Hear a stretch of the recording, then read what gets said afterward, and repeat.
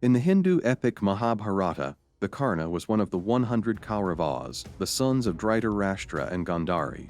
Despite being a Kaurava, his story is one of righteousness, courage, and moral conflict.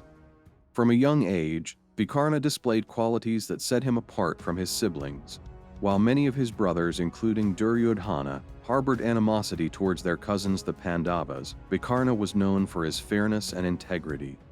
Vikarna was one of Drona's students who excelled in archery like Arjuna. On completing their training, Drona asked the Kauravas to bring him Drupada as a guru dakshina.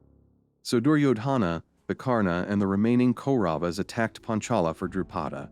Their attack was repelled. Vikarna and his brothers were forced to flee and abandon the field. One of the most tragic moments in the Mahabharata is the dice game, where Draupadi is dishonored. This event, orchestrated by Duryodhana and his uncle Shakuni, was meant to strip the Pandavas of their honor and possessions. In this high-stakes game, Yudhishthira, the eldest Pandava, gambled away everything he held dear, including his kingdom, wealth, and even his brothers. Finally, in a desperate move, he staked Draupadi, his wife. As Draupadi was dragged into the court and subjected to humiliation, it was Vikarna who stood up and was the only Kaurava who opposed the humiliation of Draupadi. Vikarna questioned the morality of the act. This act is unrighteous. How can a woman be staked and won in a game of dice? What happened to the principles of Dharma? Despite his courageous objections, the elders and his brothers silenced him, ignoring the injustice before them. During the Great War of Kurukshetra, Vikarna's loyalty was put to the ultimate test. Despite his moral reservations, he fought for the Kauravas, bound by his duty as a prince of Hastinapura.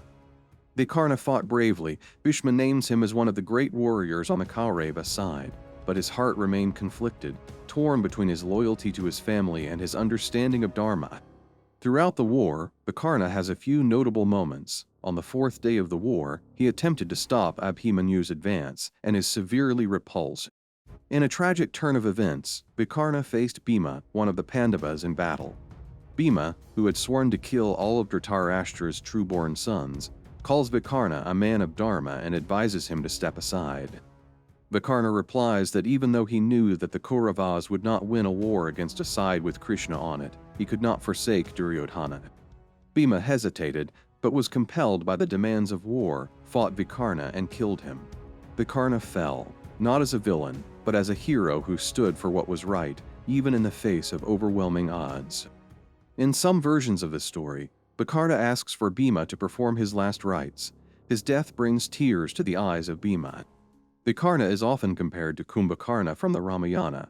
Both Vikarna and Kumbhakarna acknowledge that their elder brother's actions are against Dharma, but ultimately they remained loyal to Duryodhana and Ravana respectively.